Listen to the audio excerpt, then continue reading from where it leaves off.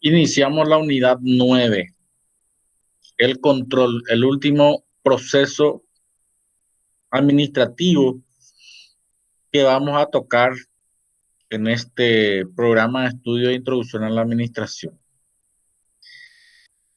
El control, vamos a ver el concepto, el proceso del control, las técnicas que existen dentro de las técnicas de control que tiene que ver con el presupuesto y otras técnicas no presupuestarias, o no presupuestal.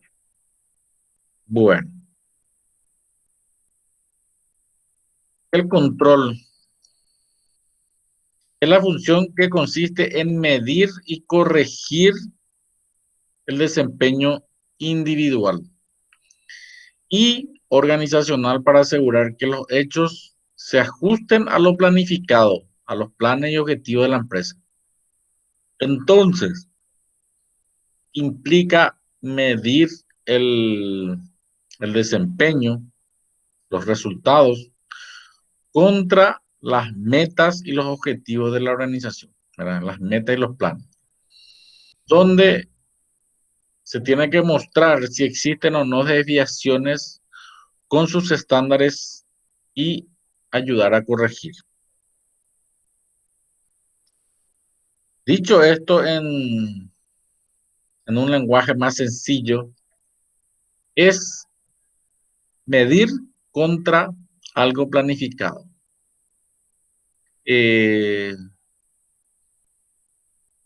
Lo que yo acostumbraba antes, cuando el desarrollo era presencial, hemos cambiado nuestro esquema de clases a consecuencia de esta pandemia. Era, como teníamos 3 exámenes, que eran 2 exámenes parciales y un examen final, uno ya tenía fijado 2 exámenes de 20 puntos, que suman 40, y un examen final de 60. En el primer examen de 20, lo máximo que puede hacer es 20. Entonces uno se tiene que fijar ya una meta. Como lo que hay que hacer es 60% en la suma, en teoría, si haces 60% en cada uno, estás adentro. O por lo menos aprobar la asignatura. Pero en algunos casos, a veces en algún examen haces mayor porcentaje y luego eso te permite, digamos, como que tener un bajo rendimiento en otros exámenes y compensas. Ok. Entonces, el 60% de 20, 6 por 2, 12. Con 12 puntos yo tenía 60%. Me fijaba eso como meta. Y cuando tenía el examen y luego de tener la calificación, tenía que medir mi resultado real contra lo que yo planifiqué. Planifiqué 12, obtuve 14, obtuve más de lo que planifiqué. Para mí está bien. Si obtuve menos, en el siguiente examen de otros 20 tengo que corregir. O sea, ya no tengo que hacer solo 12. Tengo que hacer más para poder en la sumatoria, ¿verdad?, mantener el promedio. Bueno, entonces, más o menos así, en un lenguaje académico aquí, ¿verdad? Ahora, la situación cambió porque solamente existe un examen. Y el examen es sobre 100. Entonces, hay que hacer 60% para aprobar la asignatura. No tengo otra opción, no tengo otra chance. Tengo una sola oportunidad porque hay un solo examen. Entonces, ahí mi meta es 60. 60 de 100. Mínimo 60. Ojo, si yo hago 60 en todos, no significa también que estoy adentro. Tengo 5 exámenes, 60 en cada uno, 300 puntos. Con 300 yo estoy adentro. Pero yo puedo hacer 70, 80 en un examen y en otro hago menos. No significa que en la sumatoria si hago 300 estoy adentro. Mínimamente tengo que hacer 60 en cada uno. En otro puedo hacer 80, en otro 90, en otro 70, en otro 60. Y en uno si dice 58 estoy afuera. Porque mínimo es 60 en cada uno. Ese era el reglamento, ¿verdad? Creo que eso no cambió. ¿A qué quiero ir?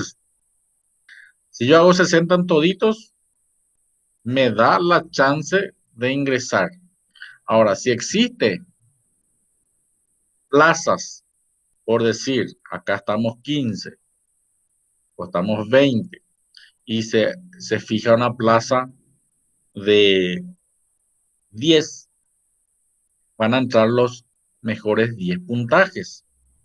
Si alguien hizo 310, alguien hizo 320, alguien hizo 315 en la sumatoria, eso van a entrar en una mejor posición y entran los primeros 10. Si vos arriba tuyo, el 1, 2, 3, 4, y vos estás en la posición número 11, el que hizo en la posición número 10 hizo 301 puntos, 302 puntos, por darle un ejemplo. Está adentro y vos hiciste 300, también hiciste el puntaje requerido, pero por el tema de las plazas, no quedas en la central.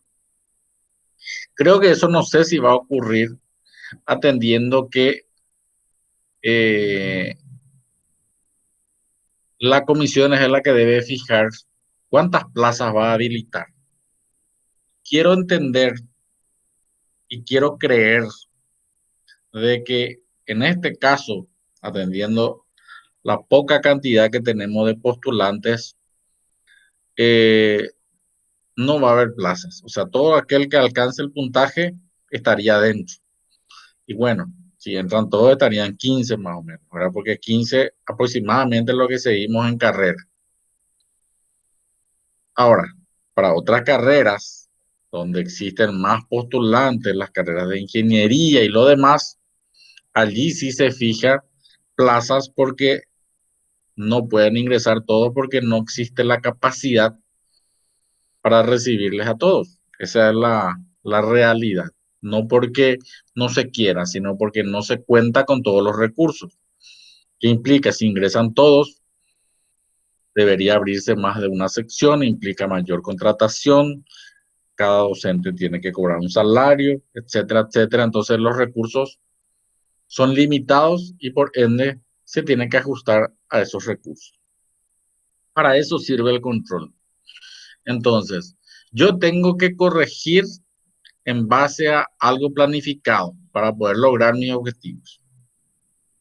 Entonces, era como algo cuando para los varones o las mujeres que gustan el fútbol, cuando la selección paraguaya está en las eliminatorias para clasificar un mundial y sabe que mínimamente tiene que alcanzar tantos puntos.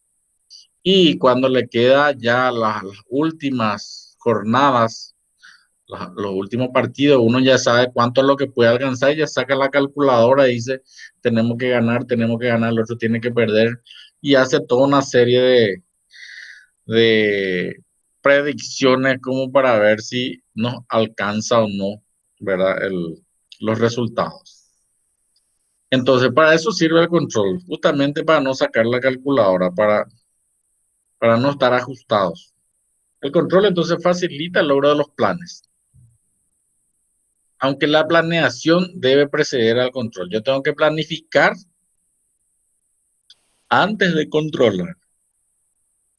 ¿Y para qué tengo que planificar? Para poder después contrastar, medir. ¿Cómo yo voy a medir si logré los objetivos si no tengo algo con qué medir? Los planes no se logran por sí solos. Esto orienta a los gerentes al uso de recursos para cumplir las metas específicas. Entonces, después se verifican las actividades para determinar si se ajustan o no a los planes. El propósito de la naturaleza del control es fundamentalmente garantizar que los planes tengan éxito. Al detectar desviaciones, si yo veo de que existen desviaciones, debo ofrecer, ¿verdad?, una base para adoptar acciones a fin de corregir las desviaciones indeseadas o potencialmente, a fin de corregir las desviaciones indeseadas, perdón, reales o potenciales. Recuerdo cuando se estaba construyendo nuestra ruta esta que está ahí al acceso de la facultad en San Lorenzo, el Metrobús, que había muchos planes. En algún momento se ha planificado de que se tenía que llegar en tanto tiempo a calle Última y pasó el tiempo y se llegó apenas ahí hasta Cervepar, cerca de la facultad, ¿verdad? Entonces, se veía de que no se estaban llegando, se planificó algo y lo real era mucho menos. Y alegaban a esto y aquello y a lo demás. Entonces después hicieron varias correcciones, pero al final terminó siendo un fracaso, ¿verdad? Por una mala planificación, ¿verdad? Una pérdida para todos, una pérdida de tiempo, una pérdida de dinero, una pérdida de credibilidad, hay probablemente juicios, demandas, cuestiones legales, todo por incumplimiento. Entonces, es muy complicado. Imagínense, ustedes tienen que pasar un presupuesto a un cliente y ustedes hacen de antes de que ocurra, antes de hacer el trabajo, ustedes pasan todo, esto, todo lo que tienen que hacer, todas las actividades, le ponen un valor al tiempo, a los recursos y pasan el presupuesto a un cliente. Y le dicen, esta obra se va a terminar o este servicio o este trabajo se va a terminar en un mes, en 2 meses, en 15 días. Ustedes ponen de acuerdo a lo que ustedes hayan programado. El cliente acepta, se firma un contrato, ustedes reciben una primera entrega, hacen el trabajo. Y por el camino ustedes se dan cuenta de que, ay, me olvidé de incluir algo. Y le dicen, ¿sabe qué? Realmente el trabajo no vale 10 millones, tienen que valer 15, porque acá esto. En algunos casos eso no sirve, ustedes firmaron un contrato y tienen que terminar por ese monto. Y ustedes le dijeron que iban a terminar en 15 días y terminaron en 3 meses. Entonces, no se logran los resultados en base a lo planificado. Para eso sirve el control, para que no ocurra eso. Lo que puede ocurrir es que no terminan el plazo, se extiende más, cuesta más, inclusive hay veces ustedes tienen que correr con esos gastos, o sea, ustedes absorben esa diferencia, esa pérdida por una mala planificación, ¿verdad? Principalmente cuando existe algún contrato. Si el contrato permite hacer reajuste o alguna variación, tal vez, pero a veces, si ustedes pasan un precio, con ese precio termina. Entonces, la función del control proporciona a los gerentes medio adecuado para chequear que los planes que se hayan programado o trazado se implementen de forma correcta, tal como se ha planificado. Entonces, en el momento del plan es el momento de establecer ya todas las acciones, todas las tareas que hay que hacer para llevar adelante una actividad, un trabajo, para lograr los resultados. El control, dice, es la cuarta y última función del proceso administrativo. ¿Por qué es la cuarta? Recuerdan que nosotros habíamos hablado de que a finales del siglo XIX se establecieron los procesos administrativos como 4: planificación, organización, dirección y control. Pero en principio eran 5, que es lo que tocamos en la unidad 5, 6, 7, 8 y 9. 5. Planificación, organización, integración de personas, dirección y control. Eso era en principio 5 procesos que después, a finales del siglo XIX, quedaban como 4 procesos los universalmente aceptados: planeación, organización, dirección y control. Quiero que quede claro, son 5, son 4, eran 5, hoy, después del siglo XIX, quedaron oficialmente 4. Al igual que la planificación, dice, el control se ejerce siempre, constantemente, continuamente. Se planifica siempre. Imagínense, después de toda esta situación se tuvo que replanificar, replantear, reprogramar todo el calendario. En otras unidades académicas, en otras facultades, yo estoy en la facultad de Politécnica también, allí todavía las clases siguen suspendidas. La Facultad Politécnica se retoma lo que se dejó el 11 de marzo, el 12 de marzo, eh, cuando se declaró la cuarentena. Se desarrolló una semana más a distancia, pero después se suspendió totalmente por una resolución. Se dijo, no, a partir de este momento vamos a entrar en un estado de capacitación para los docentes, vamos a adecuar la plataforma, vamos a crear los materiales, los contenidos, tipo de recursos, documentos, PDF, videos, etcétera, etcétera. Y todavía se sigue en una etapa de adecuación, ¿verdad? Y el 3 de agosto se retoma el primer semestre. O sea que acá nosotros ya estamos terminando y allá recién va a continuar lo que se dejó el 12 de marzo, el 11-12 de marzo en stand-by. O sea que se tiene que replanificar y ese semestre aproximadamente, uniéndole que dure 3 meses más, ¿verdad? 12 semanas, sería agosto, septiembre, octubre. A final de octubre estaría terminando, luego vienen las evaluaciones. Llegamos ya por octubre, noviembre, ¿no? Y probablemente en diciembre arranque el segundo semestre. Digo probablemente porque todavía no tengo el calendario. ¿A qué voy? Se tiene que planificar constantemente. Y probablemente se vaya a hacer un calendario ajustado, ¿verdad? No sé ni cómo va a terminar, porque todavía no comenzó, ¿verdad?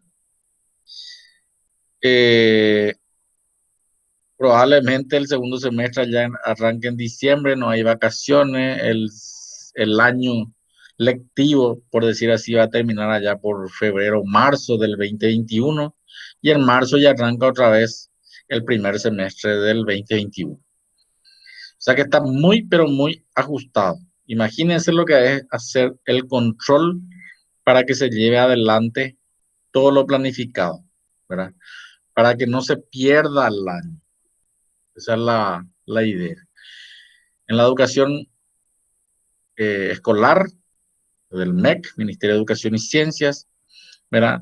Se vieron otras alternativas ahí, digamos, como que todavía se está desarrollando, al igual que nosotros, pero en diferentes plataformas. La plataforma habilitada por el Ministerio, por el MEC, que es una plataforma de Microsoft, que es Microsoft Teams, pero que, digamos, no todas las escuelas o no todas las asignaturas se desarrollan por esa plataforma.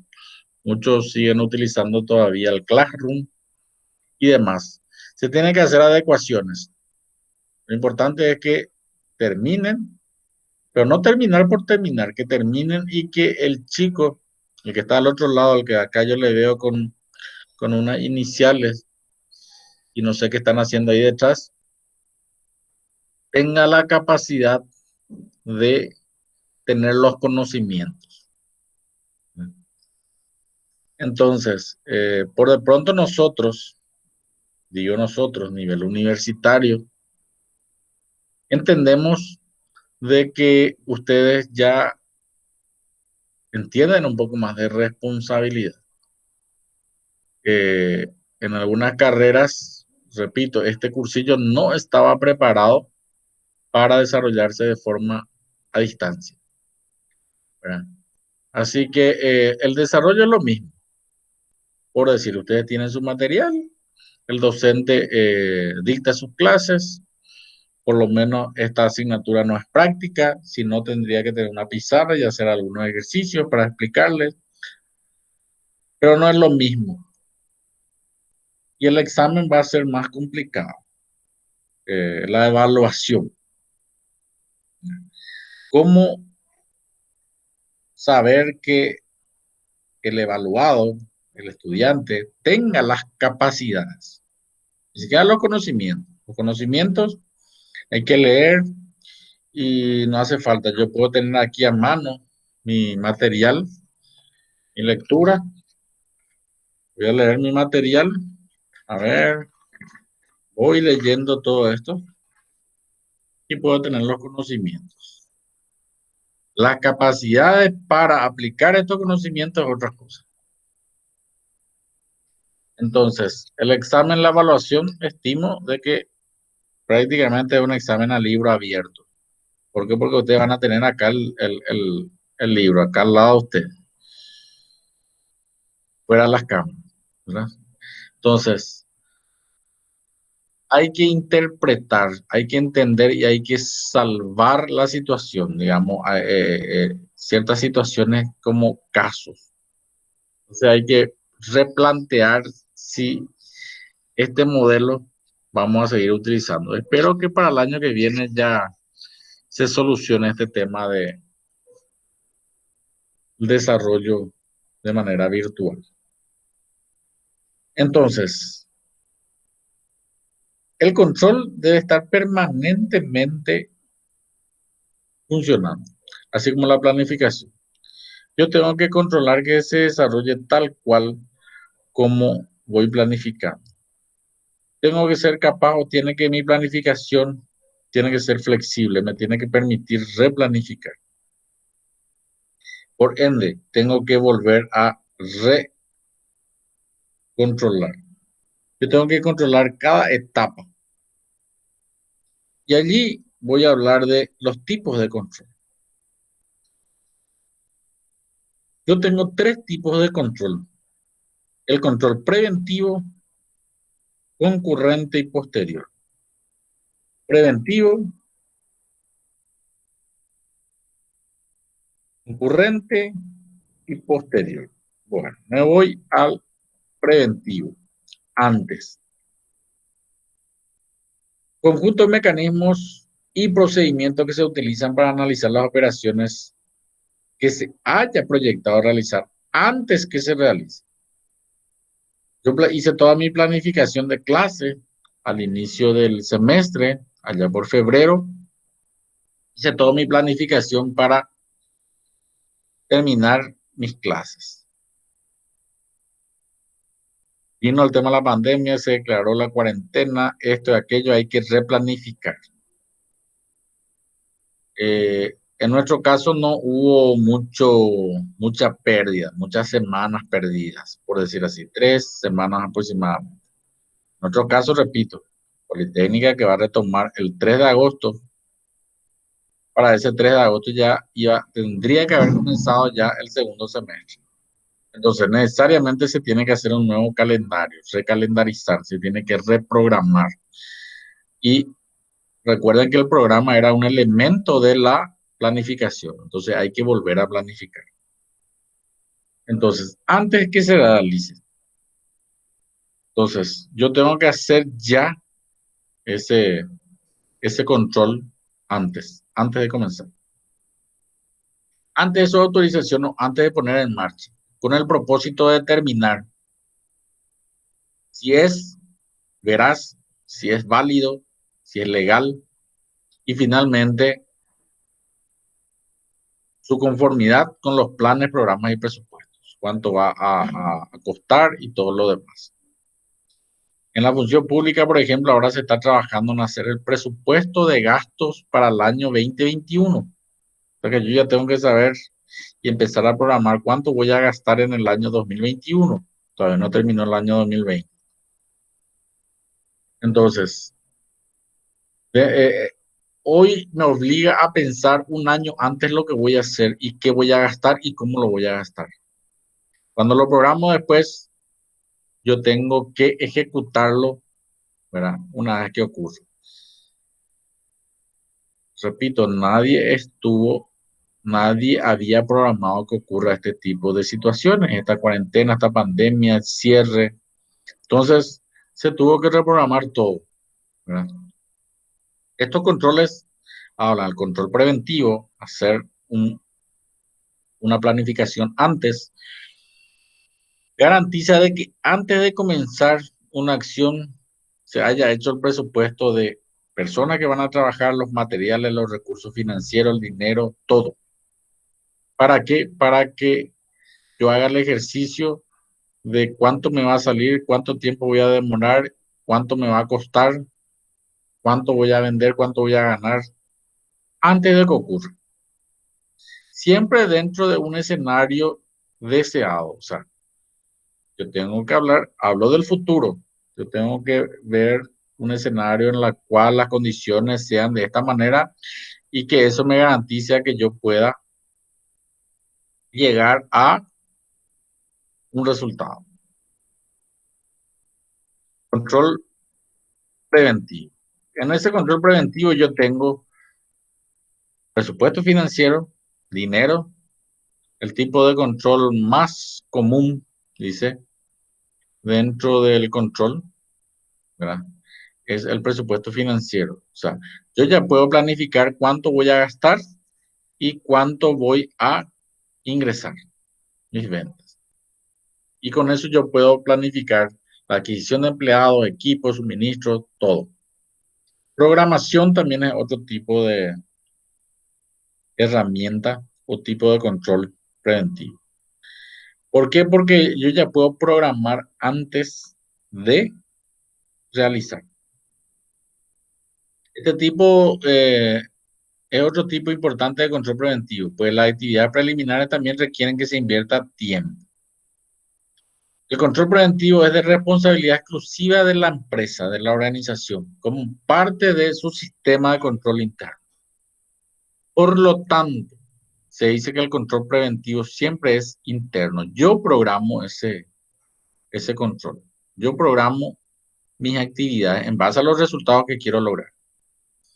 Los administradores de cada empresa son responsables de asegurar que el control preventivo esté integrado dentro del sistema administrativo y financiero y que sea efectuado por todo el personal de la empresa responsable de realizar las labores dentro de la empresa.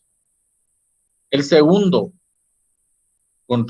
tipo de control es el control concurrente, durante, mientras se ejecuta. Yo planifico, vamos a llevar adelante. Yo planifiqué en febrero mi cronograma de clase, cuándo iba a terminar, cómo iba a desarrollar las clases. Puedo programar un día o dos tal vez de que haya una pérdida de clase por alguna huelga, algún imprevisto, ¿verdad? Imposible de saber todo lo que va a ocurrir, pero ya hago un plan. Ahora lo ejecuto 2 semanas después o 3 semanas después se vino la pandemia. Suspensión, nadie puede salir. Entonces no puedo ejecutar tal cual como lo programé. Entonces el control concurrente me permite hacer ciertas correcciones durante el desarrollo, siempre y cuando me permita, ¿verdad? Entonces, son los que se realizan mientras se desarrolla una actividad. Entonces, el supervisor observa las actividades del trabajo y puede corregir los problemas cuando surjan, ¿verdad? En el momento que surjan. En la actualidad, los sistemas computarizados pueden ser programados para brindar una respuesta inmediata si comete un error. O sea, hoy por hoy existe un sistema o un software que te pueda digamos, predecir o pueda simular cuál va a ser el resultado según tus acciones. Inclusive, cuál sería la medida correctiva o cómo deberías corregir cierta actividad para encaminar y lograr el objetivo. Entonces, o si se ha procesado una información equivocada, los controles concurrentes rechazarán la orden y te dirán que hay algún error y que se pueda corregir.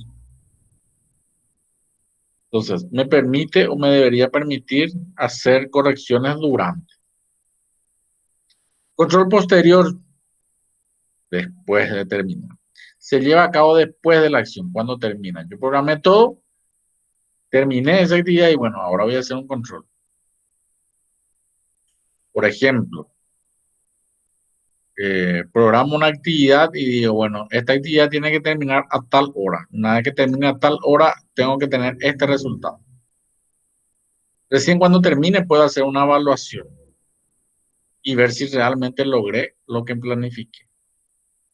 Entonces, de esta manera puedo determinar las causas de la desviación del plan original y los resultados por el cual se desviaron.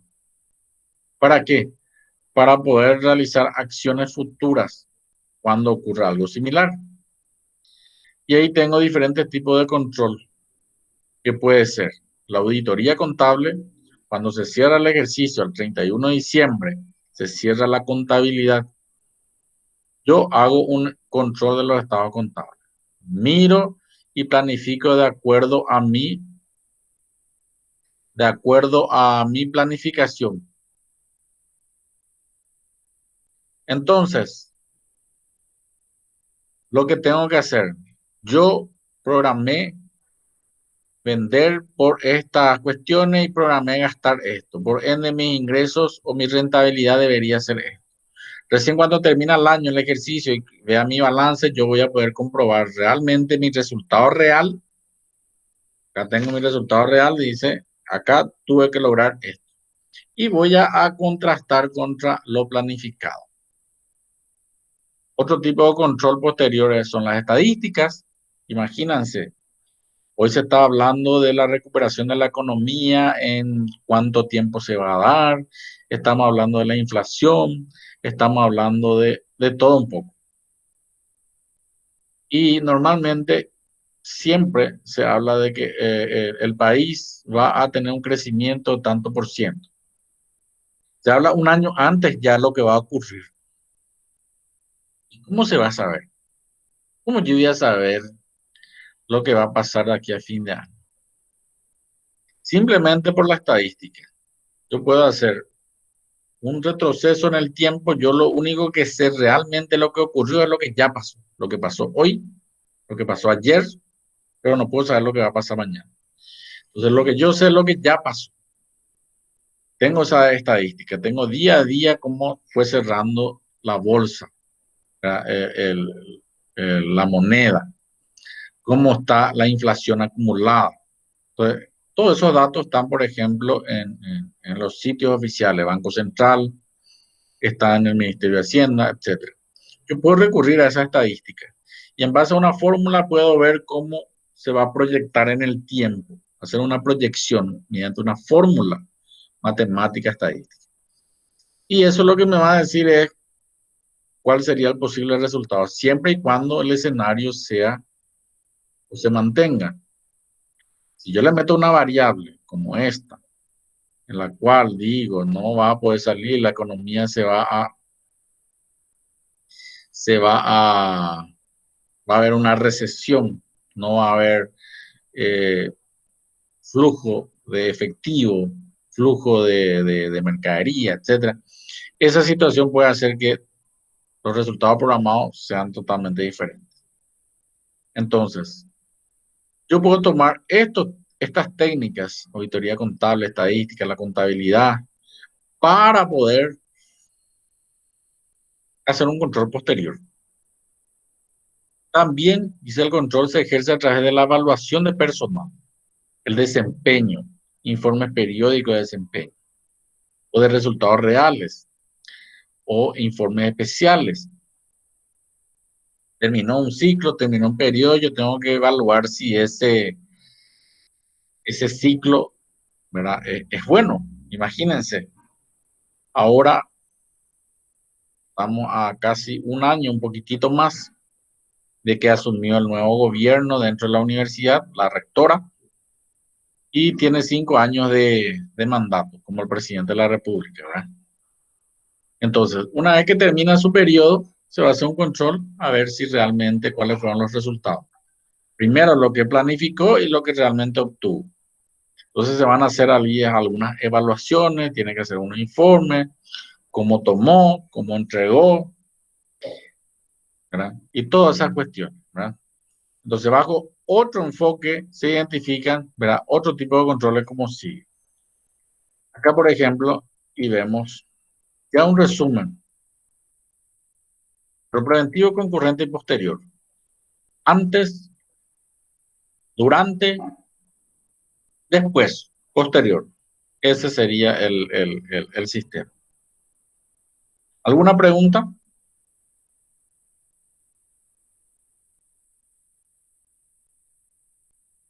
Seguimos, como para ir cerrando. El proceso entonces tiene las siguientes fases, el proceso de control.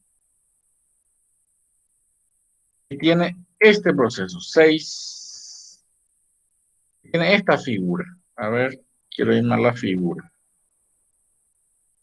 Esta figura. Yo tengo el desempeño deseado, o sea, tengo el resultado esperado o deseado, ya tengo. Tengo que, una vez que termina, tengo el resultado real. Yo planifiqué que dije, el desempeño. Mi empleado tienen que haber logrado esto, esto, esto.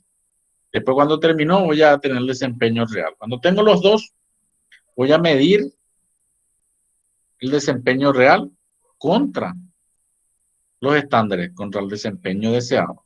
Y voy a hacer una comparación. Yo dije que iba a vender por $1.000.000 y mis costos iban a ser 500, iba a ganar 500.000.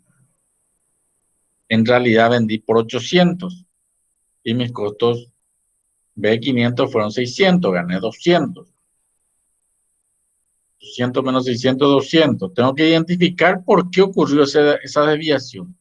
¿Por qué no vendí lo que tenía que vender y por qué aumentaron mis costos? Tengo que analizar esas causas, las desviaciones, como dice él. Tengo que justificar por qué 200 y no 500, como tengo que programar o tengo que ver cuáles van a ser las acciones correctivas, qué hacer para que eso no vuelva a ocurrir. Y tengo que aplicar esas correcciones.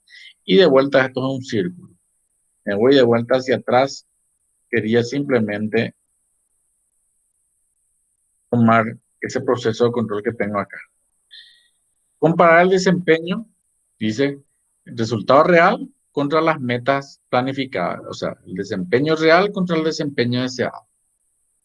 Se prepara un informe que muestre los resultados reales y los planificados y si existe alguna diferencia, ¿no?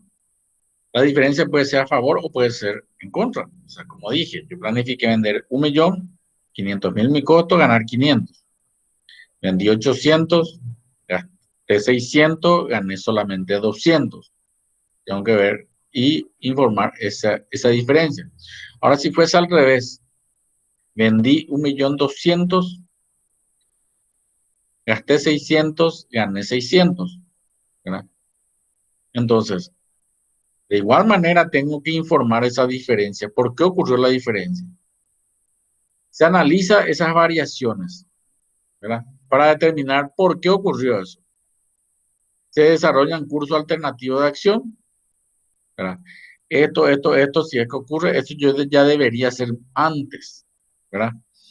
Una planificación, o sea, si ocurre esto, yo ya debo corregir para corregir. Imagínense, si yo no estoy alcanzando la meta, ya tengo que hacer los planes antes de que ocurra. Para que cuando yo detecte en el desarrollo, en el vamos, en el control concurrente, cuando ejecuto, yo ya haga las correcciones necesarias para que realmente no ocurra lo que va a ocurrir, sino que ocurra lo que yo necesito o lo que yo quiero que ocurra. Yo tengo que hacer que las cosas salgan como yo planifico. Eso es lo ideal. Entonces, desarrollo de diferentes cursos de acción hago una selección y tengo que hacer el seguimiento necesario para que se aplique esa selección. Para poder tener el resultado deseado. Por eso habla de evaluar la efectividad de la corrección, continuar con la alimentación adelantada, o sea, tener un plan, o sea, de antemano y efectuar la replanificación. Yo tengo que ser capaz de replanificar si es que las cosas no ocurren como yo he planificado. Entonces, el control eficaz exige una alimentación adelantada, saber de antemano o tener la información antes de que ocurra, o generar esa información si es que no la tenemos. Entonces, el control eficaz supone que los objetivos y los planes, ¿verdad?, políticas se desarrollaron o se han desarrollado y se han comunicado. Cada uno sabe cuál es el resultado que se espera a todos los gerentes y que se le haya dado responsabilidad. Por lo tanto, el control tiene que apoyarse en la retroalimentación. Yo doy información y tengo que recibir también esa retroalimentación, si es que hay o no recepción de esa información. Exige, dice, exige mediciones de desempeño y dispara, dice, la acción correctiva prevista para asegurar que se logren los objetivos. Cuando los planes se hacen operacionales, debe hacerse el control para medir el avance. En algunos casos, el control también tiene también como resultado la modificación de los planes. O sea, yo voy controlando y ahí ocurre de que tengo que modificar algunos planes y metas anteriormente para formular nuevos planes. Por eso habla de la reprogramación o replanificación. Siempre y cuando sea necesario para lograr los objetivos. Entonces, debe desarrollarse método de control para que las características particulares de la operación y la estructura de la organización ayuden a lograr los resultados. Un aspecto importante es que a menudo se pasa por alto la relación, ¿verdad?, con el momento de la acción. O sea, a veces se pasa por alto el tema de llevar adelante la acción en algún momento. El control no puede ser, si bien se hace a posteriores, no puede ser posterior, dice. Por ejemplo, un desembolso ya efectuado o una eficiencia ya cometida no puede deshacerse. Repito, por ejemplo, lo que ocurrió con el Metrobús. Pagué y no me hicieron el trabajo o no me terminaron el trabajo, ¿verdad? Yo pagué por algo y me entregaron a medias. Yo no puedo deshacer eso, ¿verdad?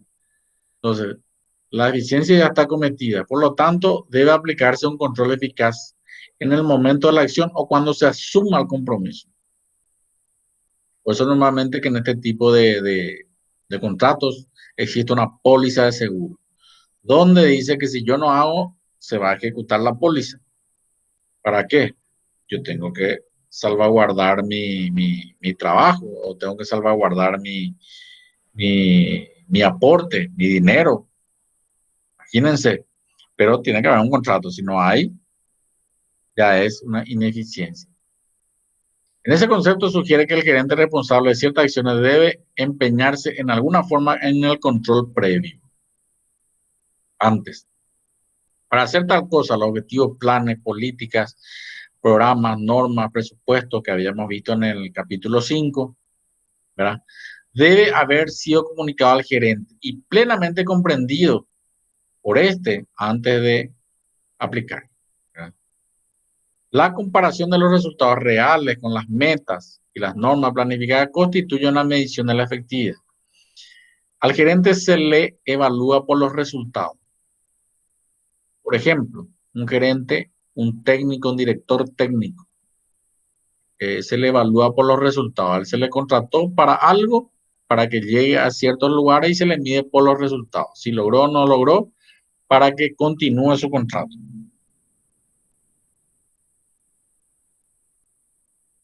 Los hechos que se muestran en un informe de desempeño no pueden ya cambiarse.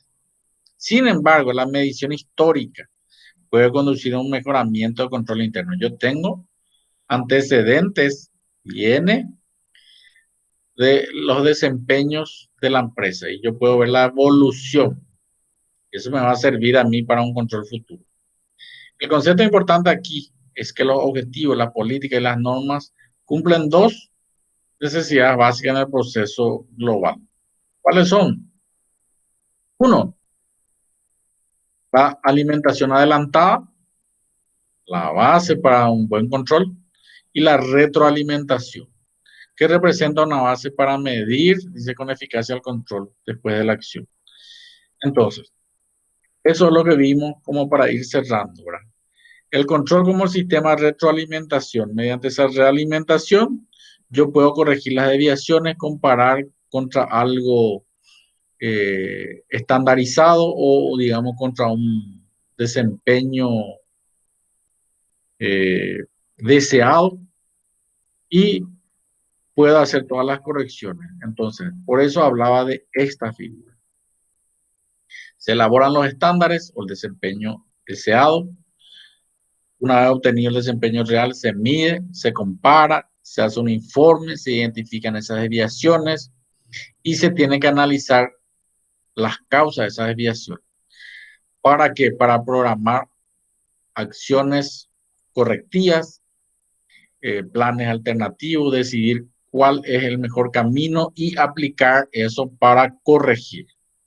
Siempre en todos los proyectos, si ustedes van a ver más adelante, van a encontrar lecciones aprendidas. En muchos de los libros ustedes van leyendo y normalmente, principalmente en proyectos, habla lecciones aprendidas. ¿Para qué me sirve eso? Para que el siguiente lector tome esas lecciones aprendidas y diga, bueno, ok, y pueda eso aplicar a futuros proyectos y no vuelva a cometer errores que se pudo haber cometido en tal o cual proyecto. Vamos a ver, entonces, aquí por ejemplo tengo algunos ejemplos que yo había visto, por ejemplo, en tipos de control. Acá tengo un control, por ejemplo, presupuestario, donde puedo ver y medir la desviación, donde yo digo, voy a tener un ingreso de efectivo de $3,000 o 3,500, 4,000, ¿verdad? Y puedo ver qué probabilidad hay de que eso ocurra en un mes, en un año. Y hago una fórmula para medir cuánto se puede desviar. Y la fórmula, la desviación estándar, me dice 548 mi desviación estándar. Me dice cuánto se puede desviar mi resultado deseado. Y, por ejemplo, si mi flujo efectivo era de 4,000 más menos 548, yo puedo ganar o 4,500 o ganar 3,400. Pero imagínense que mi desviación me haya dado 5,000. 4,000 más 5,000, yo pude haber ganado 9,000 o haber perdido 1,000. Ahí existe mucho riesgo porque puedo ganar o perder. Acá la desviación no es tanto. En ambos casos puedo ganar. Pero como ven, aquí yo tengo una diferencia. Y normalmente mi resultado probable esté en este.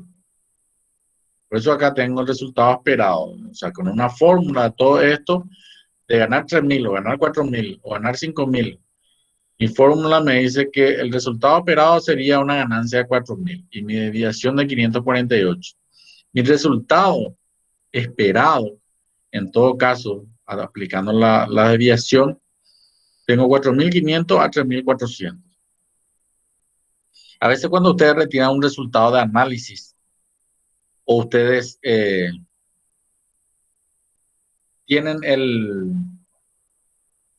retiran un medicamento. Ustedes tienen el medicamento y acá tiene en la caja, dice la concentración del principio activo, ¿verdad? Por ejemplo, diclofenac o algún tipo de vitamina, y está la concentración. Y la concentración otra vez tiene un símbolo ahí más menos 10, más menos 20%. O sea, significa que el resultado puede variar en ese rango. O por lo menos, ustedes pueden ver cuando retiran un análisis, dice el rango de referencia entre este y este. Eso es lo que se puede desviar. Si sale de ahí, para arriba o para abajo, está mal. O sea, aquí también tenemos así una fórmula matemática estadística. Bueno, hasta ahí vamos a terminar por hoy. Vamos a continuar en la diapositiva número 14, en la siguiente clase. Los elementos del control como para ir cerrando este capítulo 9. ¿Hay alguna pregunta?